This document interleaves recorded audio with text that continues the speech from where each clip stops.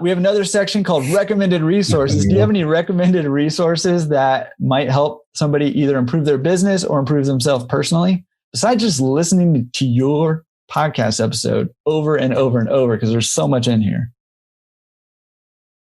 The Laundromat Resource. Now, YouTube. I love YouTube. Blogs. I go to also the Coin Laundry Association. I didn't know about them until I got in. They Coin Op Magazine. They'll have a lot of things. Resources as far as you can look up distributors in your area. Everybody's got a distributor in their area. Find a good place to buy parts. I've been buying parts from PWA. I wish somebody would give me some resources personally on where to buy parts. They get it. I've been using PWS. They're in California, in your neck of the woods.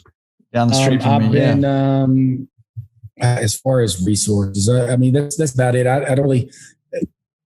Yeah. Also, get with your distributor, because you're going to want to get with the lender of the equipment, and you want to be able to start building a relationship immediately. In my personal opinion, let them know what you're doing, and to make sure everything's going to work for you.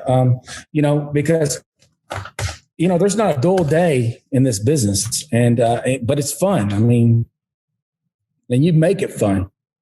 Come up with contests. I don't know. Yeah, absolutely. As far as resources are concerned, that was a ton of resources, man. You just rattled off. I like that you're like, I don't know. Here's like 50. I don't know. But I'm gonna link, and you mentioned lenders again. I'm linking Chris Mahalik.